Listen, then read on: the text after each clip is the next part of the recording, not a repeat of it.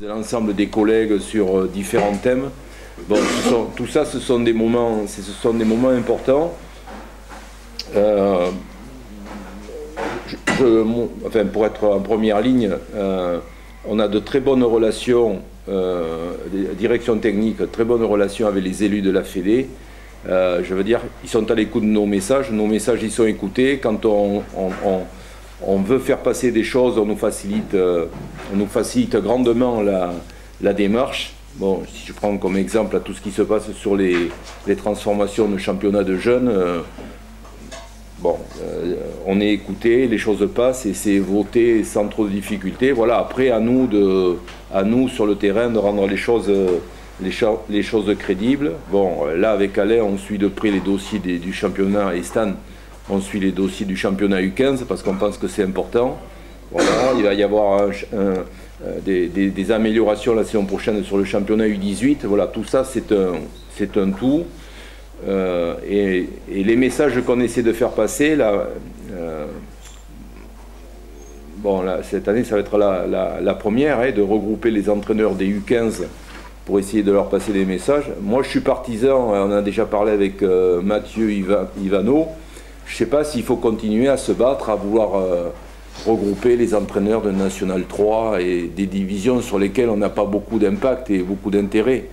Par contre, d'avoir sous la main les entraîneurs des U15 ou les U18, ça me semble plus intéressant parce que ce sont des gens qui sont peut-être plus à l'écoute et puis qui ont les moyens d'intervenir sur des populations qui nous concernent davantage. Voilà. Donc là, le regroupement des U15, ça va être une première. J'espère qu'on pourra l'améliorer pour passer d'autres messages dans ce sens-là. Voilà. Bon, c'est tout ce que moi j'avais particulier à vous dire. Je vais laisser la parole à Jackie, que je remercie et qui anime ces tables rondes. Donc c'est du boulot parce que derrière il y a toute la mise en forme, le condensé et la diffusion et le suivi. Donc voilà, mais ça va dans le sens de ce que moi je souhaitais. Il est là, Vincent? Oui, il est là. Attends.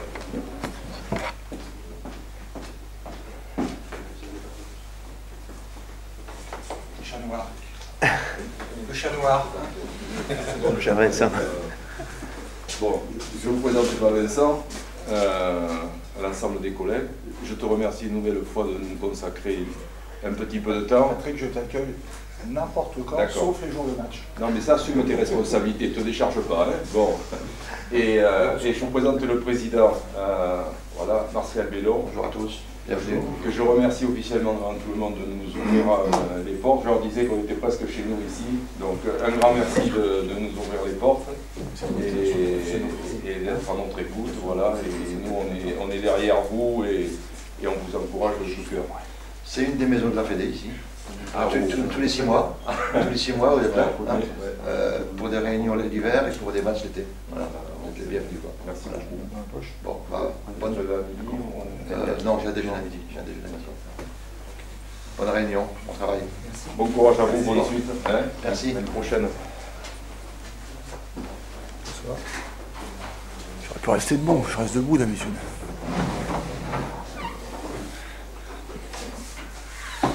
Jackie, c'est à toi la parole. Bon, tout d'abord, bien sûr, nos remerciements en direction de Vincent de nous accueillir pour cette journée de travail. Ce que je souhaitais faire, c'était juste replacer l'intervention dans le travail que nous avons engagé depuis maintenant plusieurs saisons au niveau des tables rondes techniques. Nous étions avec Vincent à Strasbourg au mois de novembre 2013 et il avait travaillé sur une thématique qui était extrêmement forte, c'était les priorités d'entraînement et de jeu dans nos structures de formation. Il était sorti de cette table ronde technique l'idée de développer le jeu de relance, de développer le jeu de contre-attaque. Derrière cette table ronde technique, nous avons travaillé, poursuivi par d'autres tables rondes techniques et je crois diffuser des messages. D'abord, nous cherchons au centre fédéral à être dans ce style de jeu. nous diffusons des messages au niveau des pôles et je pense que les messages vont maintenant plus loin au niveau des clubs et des entraîneurs qui sont chargés de la formation. Aujourd'hui, le thème technique que nous avons retenu est un thème technique lié au pick and roll et je veux juste rappeler pourquoi nous l'avons retenu. Lorsque nous avons écrit les cahiers techniques, et en particulier le cahier technique des 13-15 ans, il y a déjà de ça 6, 7 ou 8 ans, nous avions considéré à l'époque que le pick and roll était, on va dire, dans cette tranche d'âge-là, un enseignement qui pouvait être ou complémentaire ou supplémentaire. Et en fait, nous nous sommes rendus compte, à la fois au plus haut niveau, de l'importance de cette action de jeu, tant en attaque qu'en défense. En défense par rapport aux multiples options qui sont possibles de réaliser autour de cette action de jeu, et puis toute une problématique d'attaque, de pause, du pick and roll, d'exploitation du pick and roll, que ce soit la sortie du pick and roll par la passe ou par des actions de dribble. On a choisi ce thème-là parce que également nous nous sommes aperçus et nous savons que le pick and roll est pratiqué très tôt dans les catégories jeunes avec plus ou moins de bonheur. C'est-à-dire que dans la formation, plus on monte dans le niveau, plus on se rend compte parfois que nous avons besoin de revenir à la base de l'enseignement du pick and roll, comment le poser avec efficience, comment l'exploiter. Donc, je remercie encore Vincent parce que aujourd'hui, il va nous éclairer à la fois sur le pick and roll tel qu'on peut le pratiquer, bien sûr, au plus haut niveau, mais il va insister sur tout ce qui est prioritaire, comment organiser cet enseignement, quelle loupe faut-il mettre à tels endroits.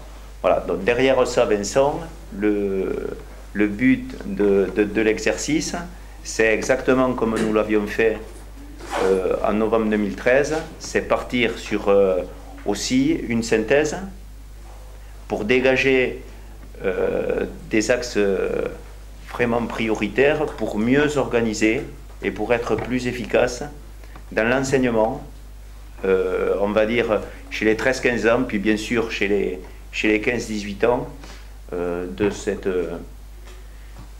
action de jeu qui est aujourd'hui centrale dans la pratique de notre sport. J'avais déjà réservé les espoirs pour nous servir de cobayes. Malheureusement, ils sont partis à Boulogne. Je ne savais pas, ils avaient un match en retard qu'ils n'avaient pas joué le 28 décembre. Donc ça sera les cadets, donc ça correspondra, ce sera nos cadets qui travaillent avec Abdel pour certains d'entre eux, qui serviront de cobayes sur le terrain tout à l'heure. Le pick and roll. Donc comme le disait Jackie, de toute façon, combien de fois on entend, quand on regarde des matchs Pro A, Euroleague, il n'y a plus que du pick and roll. Bon, c'est vrai et pas vrai. Moi, je pense qu'il y a trois façons de scorer dans le basket moderne. Il y a le pick and roll, mais il y a le post-up et les sorties d'écran. Donc, pour moi, les trois, il faut essayer de trouver quand même un équilibre. Bon, après, c'est dépendant de vos équipes, c'est dépendant des points forts. Il est clair que lorsqu'on est un peu déséquilibré, que le jeu intérieur est un peu en souffrance, on est obligé de basculer un peu plus sur les deux autres aspects. Mais malgré tout, quoi qu'on puisse faire, le pick and roll, c'est au moins 50% du jeu moderne. Donc il est vraiment important, effectivement, je pense, de sensibiliser jeunes et surtout de faire comprendre que dans le basket d'aujourd'hui, le pick and roll n'est pas qu'une action à deux. C'est vrai en attaque, c'est vrai en défense. Jackie parle souvent en défense déjà de la coordination à deux. Bien sûr qu'elle a de l'importance, mais elle implique forcément le comportement des trois autres défenseurs. En attaque, c'est la même chose. Il est clair que, en fonction de l'organisation défensive des adversaires, les joueurs qui ne sont pas directement concernés par le pic, à savoir le porteur d'écran et le porteur de balle, ont aussi un rôle qui est capital. Par l'utilisation de l'espace, par les problèmes qu'il va poser justement aux défenseurs en fonction de ce qu'ils veulent faire. Je m'explique pour donner un exemple très simple. On le verra sur le terrain tout à l'heure.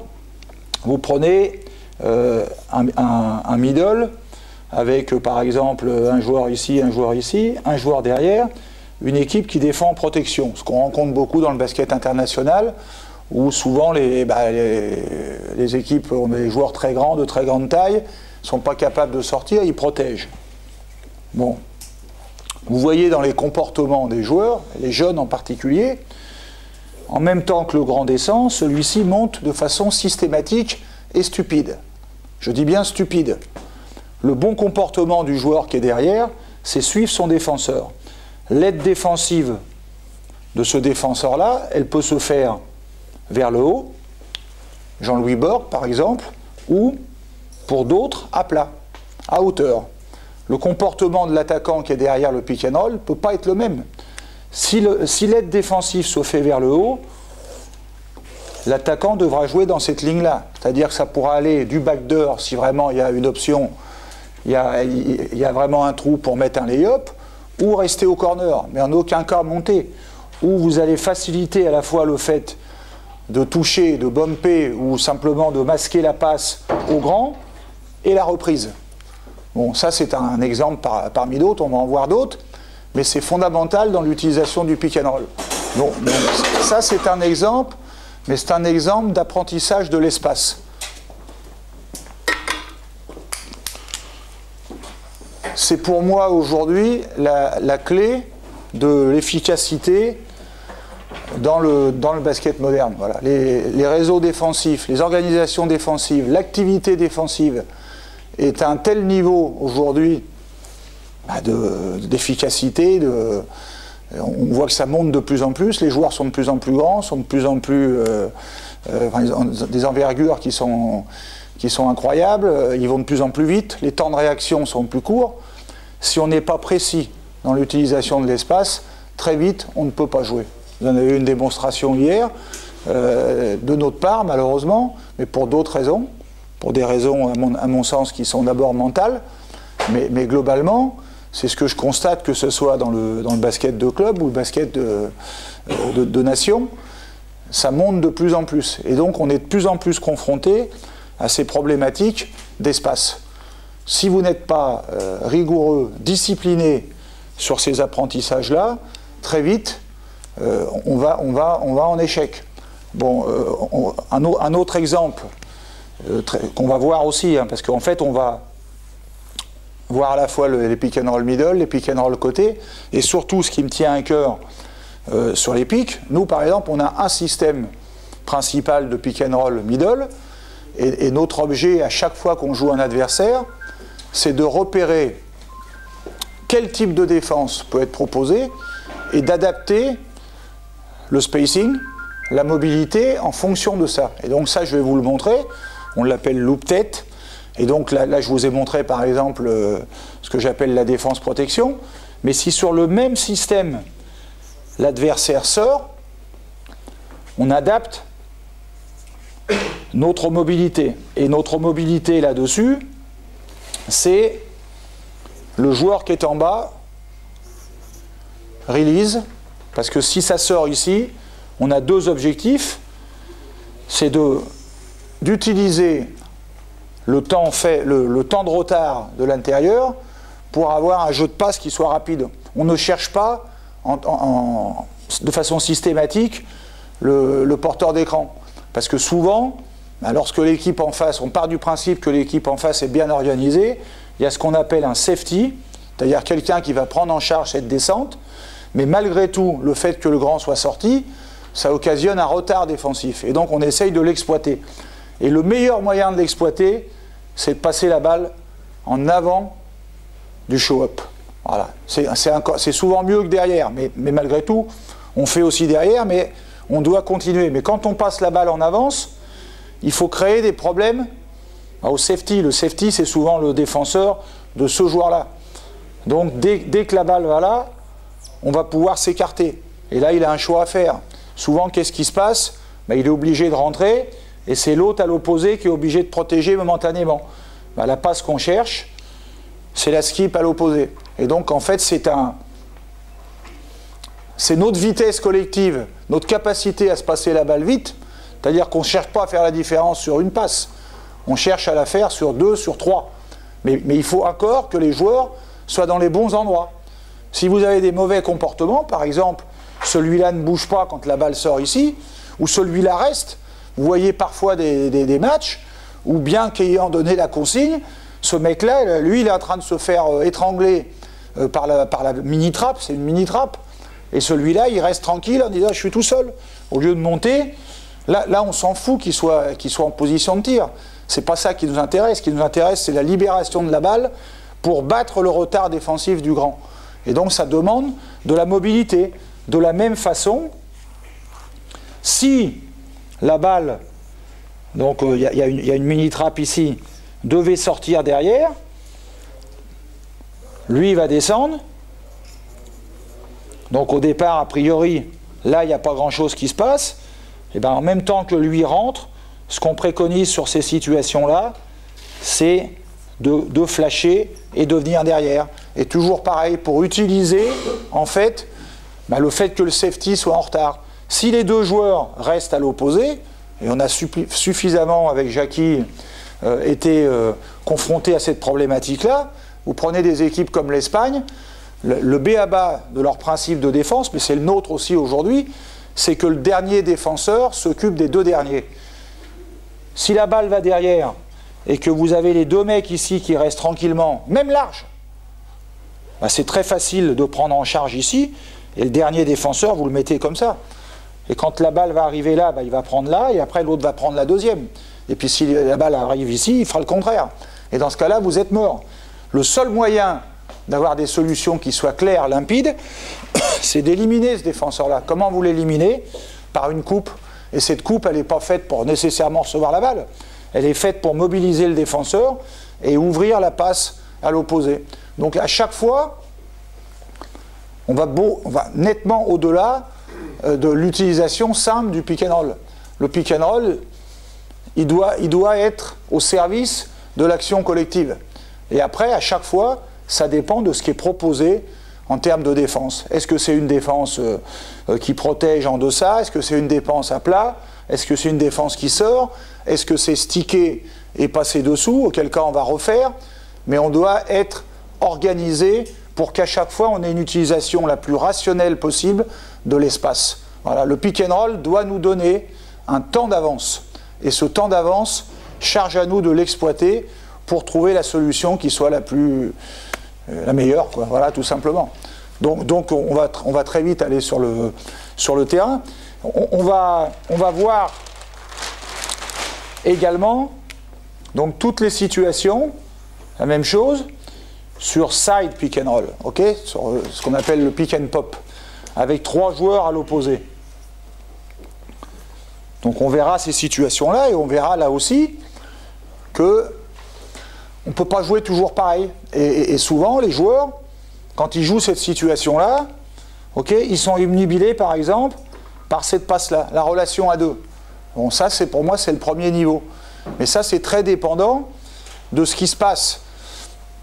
Pareil, si la défense est en protection, bon, déjà, sur les pick and pop aujourd'hui, niveau international, à l'opposé, vous avez ce que j'appelle le triangle.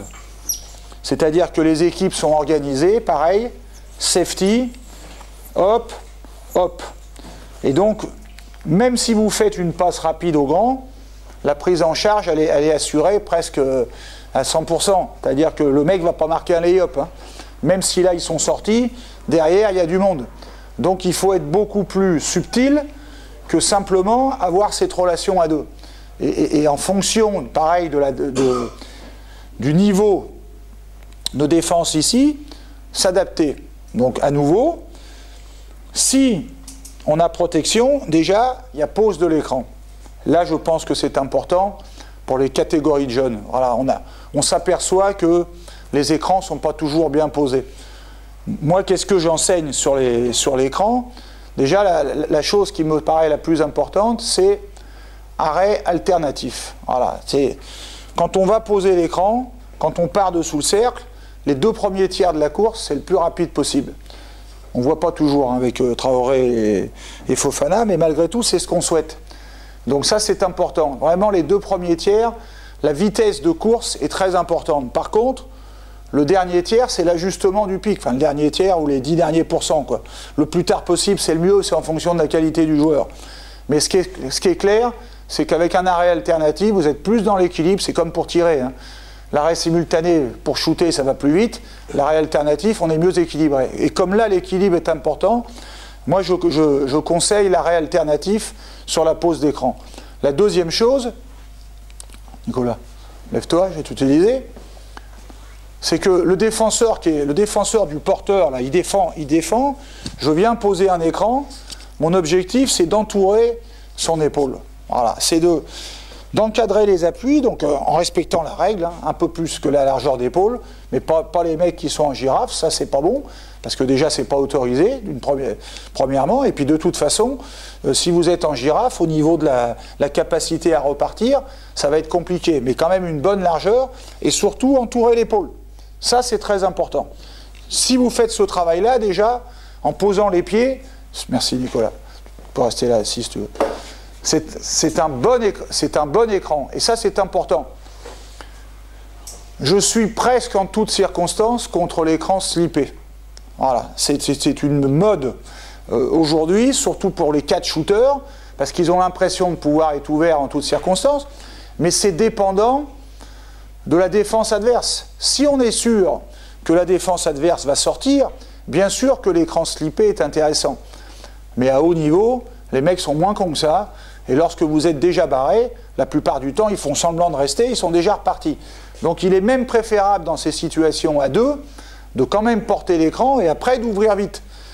En faisant défendre le grand, c'est la meilleure chance d'être tout seul derrière. Dans cette situation-là, par exemple, si vous slippez l'écran, qu'est-ce que font les adversaires?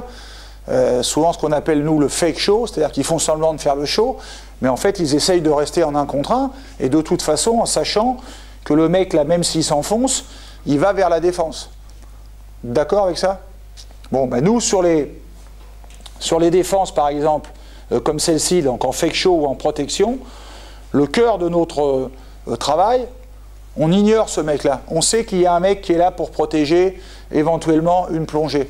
Et donc ce qui nous concerne, c'est de travailler pour libérer un autre. Donc souvent ce qu'on fait, le deuxième grand ici, il vient faire un flare screen là, et là soit on fait écran ici et on bouge, soit on vient faire écran ici et on bouge dans la poche ici. Mais on cherche à créer une position de tir à l'opposé. Et si on ne travaille pas comme ça, on s'aperçoit, même en championnat de France, hein, moi je vois, hein, s'il n'y a pas de mobilité à l'opposé, eh ben on trouve une fois de temps en temps, parce qu'ils défendent mal, on trouve une passe ici, un petit tir à 45, mais c'est insuffisant. C'est-à-dire que c'est ce que j'appelle des solutions aléatoires, de temps en temps, parce que l'adversaire, la défense a mal travaillé.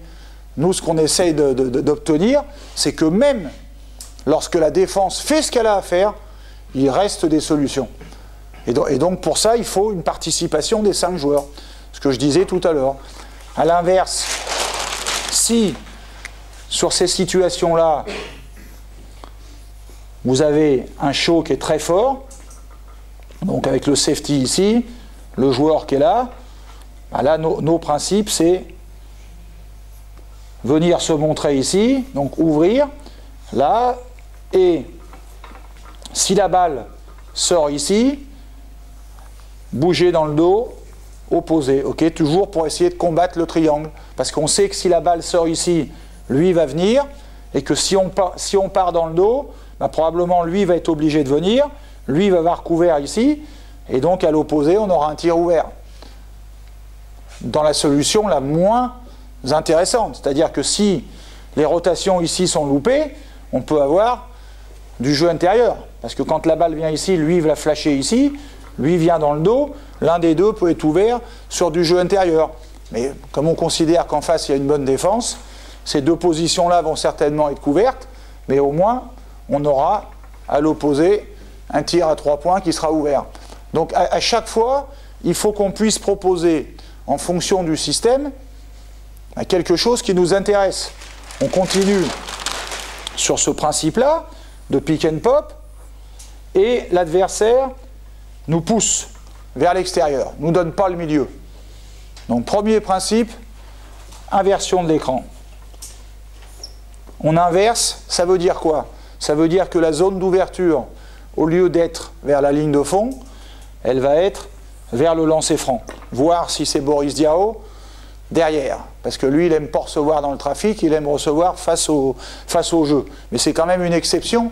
La meilleure zone d'ouverture sur cette situation-là, elle est là. Mais il est clair que sur cette situation-là, ok, vous avez le deuxième grand qui est là, et 2 autres extérieurs, ben, il faut pas rester là. Voilà, donc ça c'est une règle, ce que j'ai expliqué tout à l'heure sur la protection où le mec devait regarder. L'observation de ce joueur-là est capitale. À chaque fois que vous êtes poussé extérieur, si vous restez là, c'est trop facile d'aider, reprendre. Donc là, qu'est-ce qu'on fait nous sur ces situations-là? Systématiquement, on passe dans le dos. Donc déjà, on emmène un défenseur supplémentaire. Et à l'opposé, eh ben, en même temps qu'il va y avoir cette passe-là, on va couper sur le dernier défenseur de façon à trouver tout de suite une situation à l'opposé. D'accord? Et puis si on a le temps, si on le sait qu'ils vont nous pousser extérieur, on va s'arranger pour mettre un extérieur dans le même corner et quand même passer dans le dos, de façon à isoler un 2 contre 1 à l'opposé. Voilà, quand on est prévenu qu'on sait que telle équipe va toujours faire ça, c'est ce qu'on essaye de faire. Voilà. Et donc par exemple, vous prenez le match d'hier, on savait qu'il le faisait, et on ne l'a pas bien fait, et ça montre à quel point, mentalement, on était friable. La fébrilité, pour moi, elle s'interprète à ça. Au bout de 5 minutes, sur le premier temps mort, c'est la première chose que je leur dis. Je dis, tranquille, on se calme. Le match le plus important, on se met à faire n'importe quoi alors qu'on joue juste depuis 2 mois. Et ben, on n'a jamais repris le fil. Ben, ça, pour moi, mes critères pour pouvoir dire ça, ben, c'est l'indiscipline sur les pics par rapport à ce qu'on fait habituellement. Parce que les joueurs sont pétrifiés, quoi. Voilà, le mec qui est là, qui d'habitude a toujours le bon réflexe de couper, parce que là on est préoccupé. En fait, on attend d'avoir la balle pour pouvoir faire une action qui va aider l'équipe. Mais en fait, elle aide à rien du tout. Parce qu'on n'est pas justement dans cette rigueur et dans cette discipline d'espace qui doit nous permettre d'avoir les meilleurs tirs possibles. Et c'était très clair, très net. Parce qu'on n'était pas du tout dans l'adaptation comme on peut l'être. Mais en tout cas, ça, c'est des principes qui sont chez nous récurrents. Et la dernière chose, pour être complet là-dessus, une défense, à mon avis, que vous devez rencontrer relativement régulièrement en jeune, parce que les joueurs ne sont pas très adroits derrière les pics, c'est lorsque ça stick, ok, et que ça passe dessous. Et bien là, quand ça stick et que ça passe dessous, nonobstant la possibilité du porteur de balle de shooter, ça c'est sa responsabilité, mais on ne peut pas vivre, on ne peut pas gagner un match en ne faisant que du tir derrière l'écran quand ça stick. Donc la priorité pour nous, c'est de faire semblant de rouler et de reposer. Et là, on fait un travail, de toute façon, quand ça stick, je demande aux joueurs de ne pas être à plat sur l'écran. Ça facilite la reprise. Dès que ça stick, back-up. On recule, et dès que le mec est passé de l'autre côté, on réattaque de l'autre côté. Et le grand n'est même pas obligé d'aller reposer écran sur l'extérieur. Parfois, c'est mieux de poser écran sur son propre joueur. Et là, ça désorganise complètement, et souvent, on peut attaquer. Et puis, de toute façon, même si c'est le grand qui vient défendre, ce qu'on demande aussi, c'est de ne pas attaquer court, d'attaquer large pour inciter le défenseur à venir vers la balle et pour ouvrir une poche d'ouverture derrière qui soit intéressante. Et dans ces situations-là, vous voyez aussi que ça mobilise à l'opposé. Pourquoi? Parce que peut-être que le grand, au départ, il voit la balle arriver, il est plutôt dans cette situation-là, à l'opposé, en position d'attente, et là, il voit que ça repart de l'autre côté. Il faut qu'il ait la capacité à descendre, parce qu'il sait que l'ouverture va se faire relancer. Donc toute cette gymnastique-là, on la travaille. On travaille beaucoup. On fait beaucoup d'exercices à 3, à 4, pour justement ce repérage-là. C'est fondamental. Si notre deuxième grand ne s'adapte pas à la situation qui est proposée, mais on est mort. Je vous donne un exemple très concret. Vous avez des grands, ils sont formatés, c'est des robots, des automates. Même en équipe de France, vous prenez Séraphin par exemple, hein, c'est un bon exemple. Rigole pas Patrick. Hein. Quand il est arrivé il y a 2-3 ans, là vous pouvez faire n'importe quoi, il montait poste haut lui. Hein. Bon, ben, quand vous avez une défense en protection, la priorité sur cette action-là, c'est de permettre, on verra sur le terrain tout à l'heure, parce qu'on verra les coordinations à deux, c'est de permettre aux porteurs de balles de faire défendre le grand.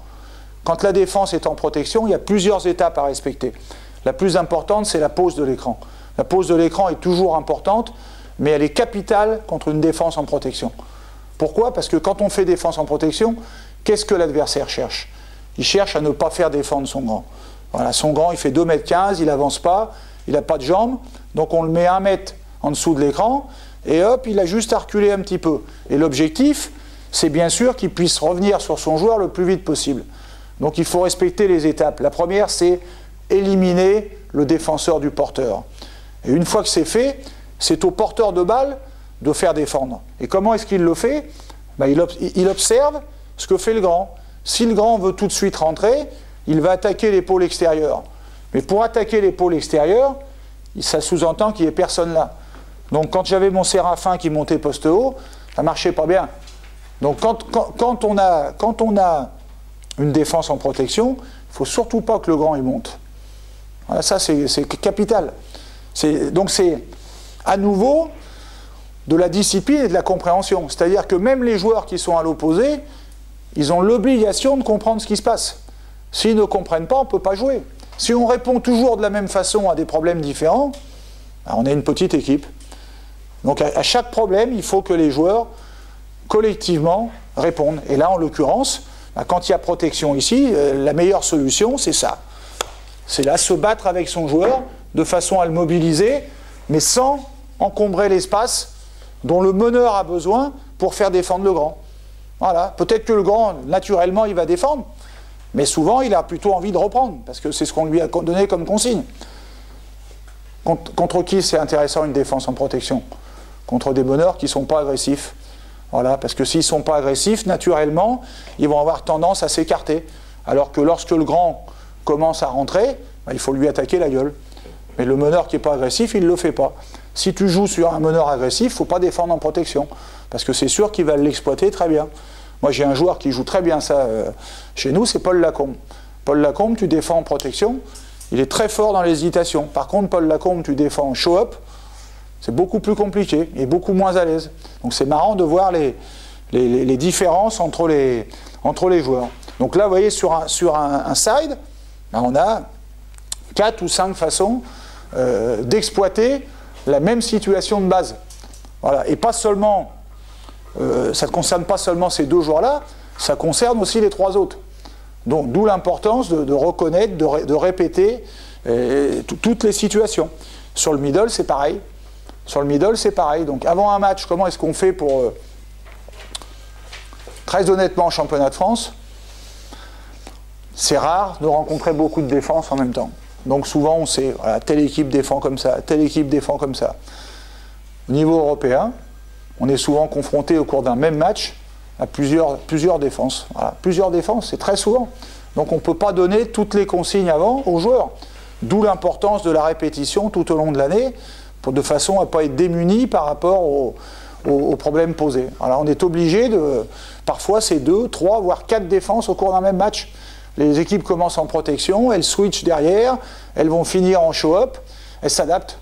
Et donc c'est vraiment une adaptation contre une autre adaptation. Et c'est pour ça que il faut vraiment enseigner toutes les formes et puis surtout collectivement être capable de répondre aux problèmes qui sont posés. Voilà, moi j'arrête là pour l'instant parce que je pense qu'il faut voir sur le terrain, c'est beaucoup plus intéressant. Ça sera déjà plus parlant même que sur les schémas, mais si vous avez des questions, déjà on peut déjà en débattre. Hein.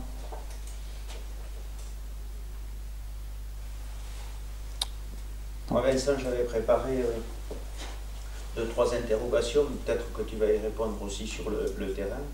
Bon, tu as parlé de la problématique des écrans slippés, où tu t'orientes fortement vers le fait d'apprendre à poser l'écran. Donc, quelquefois, dans les catégories jeunes, dans des tranches d'âge assez basses, tout de suite après la pose de l'écran, on a des joueurs qui veulent tout de suite la balle. Donc, voilà. Donc, même si parfois dans la petite ouverture, comme tu as montré dans certains nous, on la joue beaucoup. La distance. Il faut alterner de toute façon. Il faut alterner les short walls et les long walls. Ça, c'est sûr. Puis après, il faut aussi... il y a le travail de la tête. Hein. C'est-à-dire que normalement, le grand, il doit toujours avoir le ballon en perspective à tout moment. C'est-à-dire que même quand il pose l'écran, il sait où est la balle. Et dès que le joueur est passé, il court, mais il regarde la balle. Il est capable de la réceptionner à tout moment. Donc ça, on verra effectivement... Nous, on fait du travail avec Fofana, par exemple, qui part de loin, hein, mais d'attraper la balle à n'importe quel moment. C'est-à-dire qu'on lui demande de courir le plus vite possible au panier, mais on lui fait des passes au bout de 2 mètres, au bout de 3, au bout de 4, et s'arrêter. Et le dernier point, c'est pour avoir ton point de vue là-dessus, parce que j'ai échangé avec des entraîneurs, on va dire, plutôt dans des catégories plus élevées, de type espoir, et il y a manifestement un enseignement du pick and roll où derrière le pick on va plutôt chercher un espace libre, et d'autres enseignements où derrière le pick on anticipe l'aide défensive en se projetant pour aller piquer par exemple un safety et tout ça. Moi personnellement je trouve que d'aller chercher les défenseurs a tendance à compresser, à réduire l'espace. Est-ce que toi, dans ta philosophie, c'est d'abord chercher l'espace, c'est quelquefois aller chercher les défenseurs? Oui, quelquefois, mais je pense que c'est plutôt l'espace. Mais par contre, ça s'utilise. Tu vois, ce qu'on rencontre souvent, c'est sur les edge pick, les équipes qui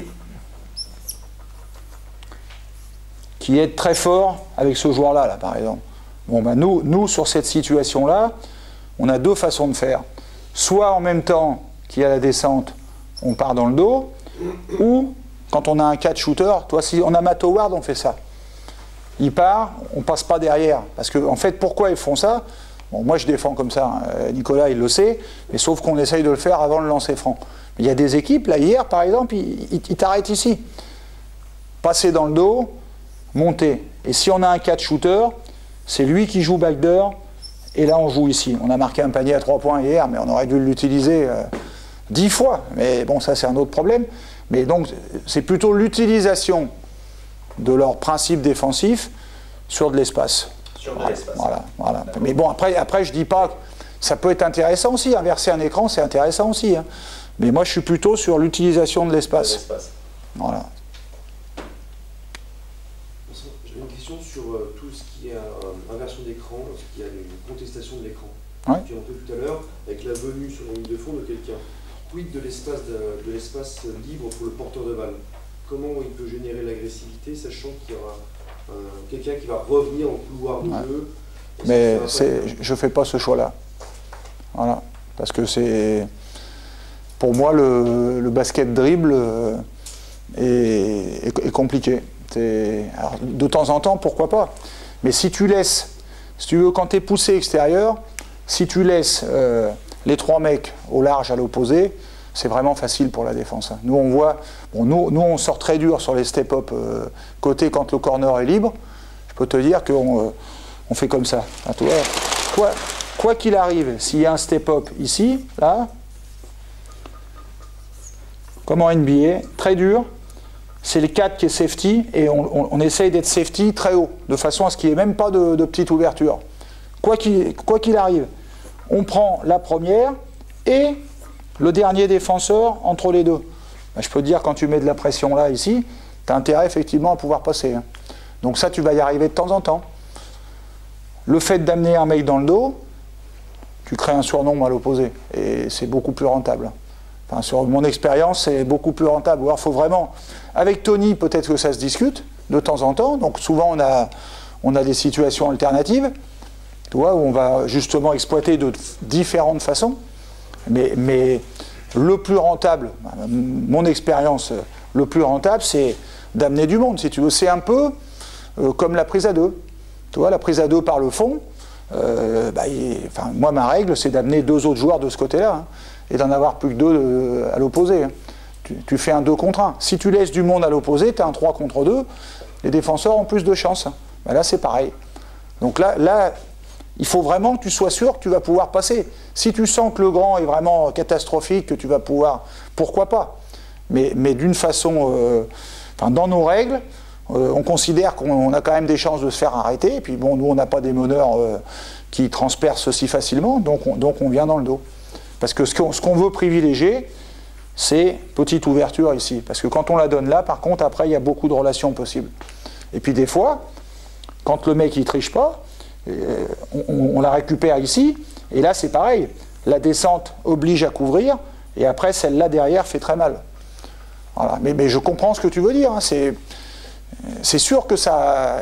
Bon, à l'époque, quand j'ai commencé à le faire, Jean-Luc Monchot, lui, il jouait toujours pleine balle. Voilà. Bon, ben, ça dépend. C'est du jeu avec le dribble. Voilà. Moi, je suis assez mesuré là-dessus. Hein. Je considère que c'est longtemps ce qui nous a tués dans le basket français. Et ça nous tue encore un peu d'ailleurs. Mais je pense qu'il faut qu'on trouve d'autres solutions. Les autres trouvent d'autres solutions. Voilà. C'est bon, la plupart des équipes, hein, pour en avoir discuté avec Ivanovic, Bradovic et Messina, ils font tout ça. Hein. La façon de jouer le pitch and roll, ce mec, à chaque fois que c'est inversé, ils font venir quelqu'un dans le dos. Ça peut être un ailier. Hein. C'est-à-dire que si tu as des catch shooters, tu peux très bien avoir cette configuration-là.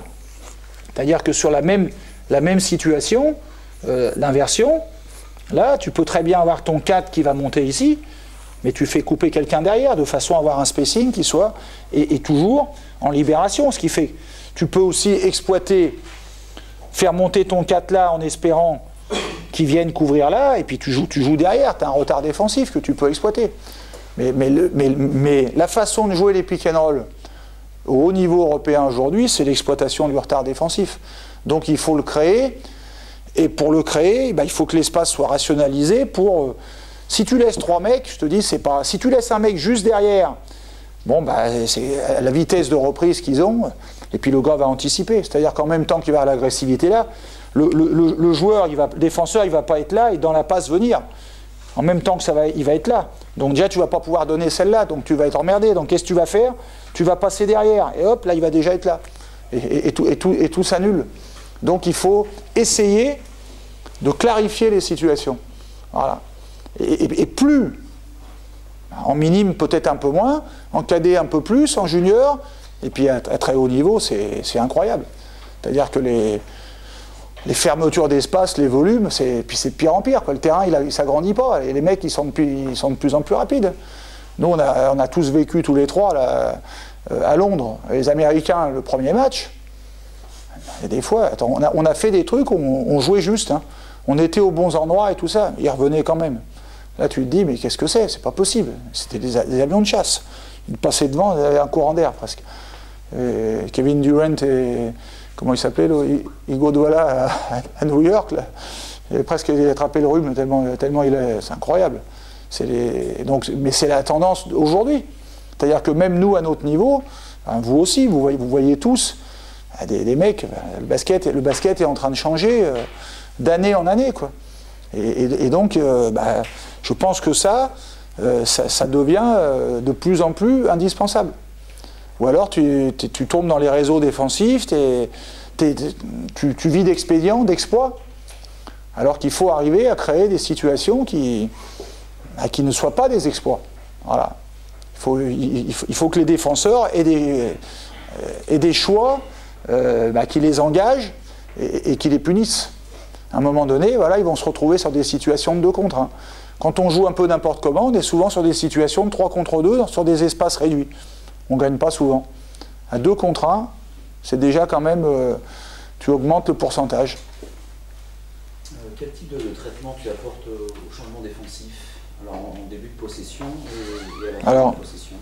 Alors, déjà quand le changement défensif est instauré de façon systématique, le traitement tactique, c'est de le provoquer tôt dans la possession. Voilà. Pour moi, le changement défensif, ça nécessite plusieurs choses. La première, donc, c'est de repérer où est le principal avantage. Est-ce que c'est la mismatch? Ça peut être le cas, ça dépend des équipes que tu as, des match-up. Nous, là, quand on jouait les équipes russes, nos pivots, ils n'étaient pas plus costauds que leurs ailiers. Je ne parle pas hier, mais même à Kazan et Nymburk. Donc, on n'était pas, hormis avec Ali, les autres, on n'était pas capable vraiment de poster. Donc, dans ce cas-là, il reste l'agressivité du petit contre le grand. Si tu le fais tôt sur la possession, ça te permet de t'organiser. Donc, on fait toujours très simple. On a un système qu'on appelle deux côtés. Et donc on part, donc c'est un universel aussi. Hein. Et donc ça consiste en ça. On part à l'opposé, voilà. Et là il y a switch. Donc ce qu'on demande c'est de marquer un temps d'arrêt. Switch déjà pour le porteur de balle, ça veut dire systématiquement backup. De façon à prendre de l'espace, regarder. Là on essaye de faire un flash. Si on peut la donner au deuxième intérieur, c'est très intéressant. Parce que ça empêche le re-switch. Voilà. On veut que la mismatch soit conservée, que le 1 reste sur le 4, ou sur le 2 par la suite. C'est pour ça qu'on met le 2 à l'opposé.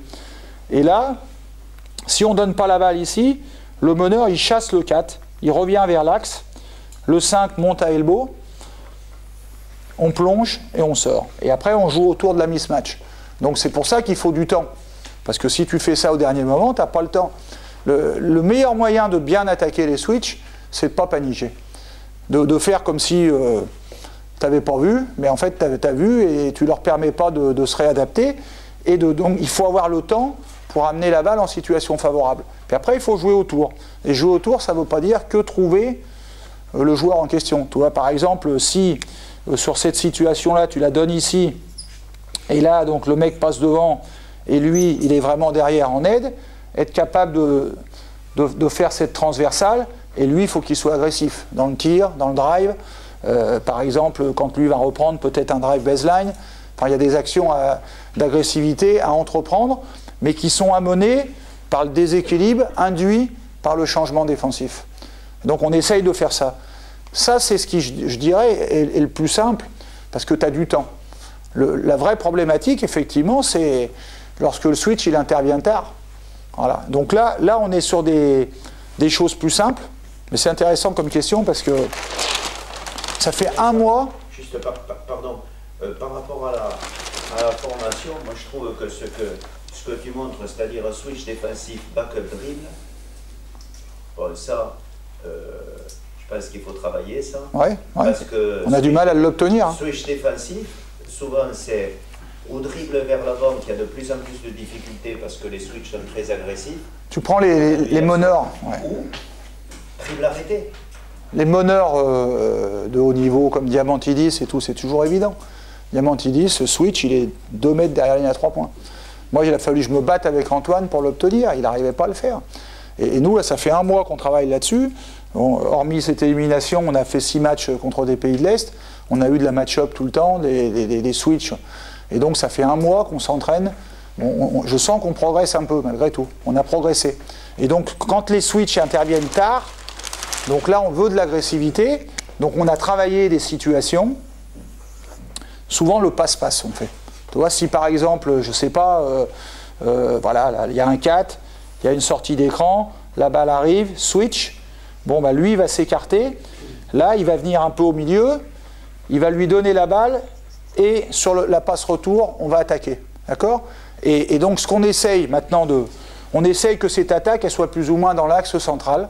Là, et là, il y a une consigne qui est vraiment forte, c'est que si le drive se fait main droite, par exemple, il me faut un joueur ici et un joueur carrément derrière. Voilà, on demande ça systématiquement de façon d'ouvrir. Et devant, ce qu'on demande, c'est pas entraver. Tu vois, et malheureusement, là, on n'y est pas encore. C'est que si l'action démarre là, on ne veut pas, par exemple, être placé comme ça. Non, non. Au départ, il faut être placé vers le bas. C'est-à-dire que si tu es à côté de l'action agressive, si par exemple tu as fait passe-passe, tu as redonné la balle, tu restes pas là à regarder, tu vas couper, lui va monter à peine, et puis tu vas ressortir après, mais de façon à permettre à ce joueur-là d'avoir une réelle agressivité. Ça rejoint ce que tu disais Arnaud tout à l'heure, par rapport, là sur ces actions-là, par contre, il faut qu'on puisse transpercer, de façon après à pouvoir trouver. Mais malgré tout, c'est compliqué. Et puis tu t'aperçois de quoi? Que nos joueurs ne sont pas assez forts sur les 1 contre 1. Voilà, là on a joué des joueurs, vous avez vu Walter Hodge, là, que je trouve très très fort, hein. Mais on a joué Darius Washington à Nymburk, bon, Langford, j'en parle pas, ou même Gerels, même si on les a battus, hein, mais en 1 contre 1 dans cette capacité, on sent bien qu'ils sont beaucoup moins gênés par les switches que nous. Nous, on a pourtant des joueurs, mais même des mecs comme Antoine, tout ça, dès qu'on lui enlève un peu la main droite et tout, il a du mal à... Parce que ça nécessite pas seulement d'aller vite, ça nécessite de savoir s'arrêter, ça nécessite d'être capable de faire des enchaînements. On s'aperçoit que nos petits joueurs français, ils n'y sont pas. Hein. Nous, le meilleur joueur qu'on ait là-dessus, c'est Campbell. Voilà, parce qu'il a de la puissance, il va vite, mais les autres, ils ont beaucoup de mal. Et le problème quand c'est instauré comme un système, ça ne suffit pas d'avoir un joueur ou deux qui peuvent créer sur ces situations-là. Voilà. Et c'est incontournable. Quand il y a match-up avec des switches répétés, de toute façon, tu n'as que deux. Pour moi, la première chose, la plus importante, c'est mettre la balle intérieure et bouger autour. En équipe de France, on le fait. L'autre aspect qui est fondamental pour bien attaquer, c'est d'avoir un poste 4 qui soit passeur. En équipe de France, on n'a pas de problème. Hein. Avec Boris, on est tranquille. Hein. Lui tout seul, il fait l'attaque de match-up. Mais dans les clubs, là, moi, dans mon équipe, mes grands, il n'y en a pas un qui sait passer la balle. On apprend, hein. Mais je peux te dire qu'entre le moment où tu apprends et le moment où tu fais, il se passe un moment. Et c'est un problème, c'est comme l'attaque de zone. L'attaque de zone, elle est bonne si les grands savent passer la balle. L'attaque de zone, souvent, on met la balle au bon endroit, là, poste haut, mais après, c'est eux qui sont meneurs de jeu. C'est eux qui doivent feinter, qui doivent la ressortir, ils ne savent pas le faire. Donc il faut du temps pour enseigner. C'est pareil sur match-up. Si tu n'as pas le grand qui est capable de réorienter, mais c'est la première attaque. Quand les adversaires switchent de façon systématique, il faut jouer très simple et mettre la balle intérieure et bouger autour. Voilà. Et si tu fais ça, déjà, tu as un début d'attaque qui est correct. Et puis après, sur les fins de possession, il faut apprendre, percuter, lâcher, drive and kick. Ça, c'est le b.a.-ba. L'ennemi de cette... la mauvaise attaque là-dessus, c'est le mec qui joue 1 contre 1, mais qui joue sur place. Là, ils font 2-3 crosses, et puis ils se lèvent et ils tirent. Ça, tout le monde le sait, c'est 30%. Et encore 30% dans le meilleur des cas. Donc tu ne gagnes pas. Voilà, il faut provoquer. Donc c'est un apprentissage. Et nous, on progresse. On en fait pas mal. On a un entraînement, on fait beaucoup de séquences où on fait des 1 contre 1, et à 2, à 3, pour pouvoir justement, et avec des rapports différents. C'est-à-dire qu'on fait défendre les grands sur les petits pour qu'ils aient quand même un petit avantage. Mais on s'aperçoit que c'est pas évident, hein, même à l'entraînement. On n'est pas très bon. Alors que tu vois des joueurs, nous on a fait aussi match-up hier contre Nymburk, sur Darius Washington, on n'a aucun de nos grands qui pouvait rester devant, c'était pas possible. Et donc après tu es obligé d'aider, ils trouvaient les passes, et là, tu t'aperçois que c'est plus une défense intéressante. Alors que quand tes arrières n'arrivent pas à faire la différence, t'es plus qu'emmerdé, parce que ça t'enlève le jeu collectif. Hein. Et pour nous, c'est une vraie difficulté. Hein. Ça, c'est clair. Voilà.